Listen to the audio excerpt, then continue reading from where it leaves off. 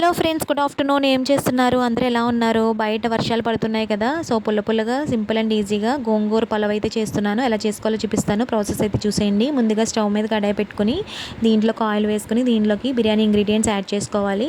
దాల్చిన చెక్క, లవంగాలు, షాజీరా ఇవన్నీ యాడ్ చేసుకుని, అలాగే 4 పచ్చిమిర్చి, అలాగే కట్ చేసుకున్న ఆనియన్ ముక్కలు కూడా యాడ్ చేసుకుని దీంట్లోకి రుచికి తగినంత సాల్ట్, అలాగే పుదీనా ఆకులను కూడా యాడ్ చేసుకున్నాను నేను. ఇప్పుడు దీంట్లోకి 1½ స్పూను అల్లం వెల్లుల్లి పేస్ట్ కూడా యాడ్ చేసుకుని పచ్చివాసన అంతా పోయే వరకు బాగా ఫ్రై చేసుకోవాలి.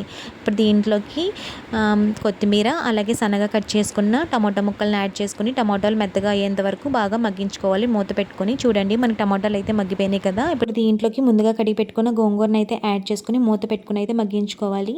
గోంగూర అయితే మగ్గిపోయింది కదా. ఇప్పుడు కారం అయితే యాడ్ చేసుకుని 1 స్పూను, అలాగే 1/2 స్పూను ధనియాల పౌడరు, అలాగే 1/2 స్పూను గరం మసాలా అయితే యాడ్ చేసుకుని మొత్తం అంతా ఇలా మిక్స్ చేసుకోవాలి. నేను ఆల్రెడీ ముందుగా బాస్మతి రైస్ కడిగి పెట్టుకుని అరగంట సేపు అయితే నానబెట్టుకున్నాను నేను. ఆ రైస్ని కూడా యాడ్ చేసుకుని ఒకసారి అంతా మిక్స్ చేసుకోవాలి. ఇప్పుడు దీంట్లోకి 1 గ్లాస్ రైస్కి 1½ గ్లాస్ వాటర్ అయితే యాడ్ చేసుకుని మొత్తం అంతా మిక్స్ చేసుకోవాలి.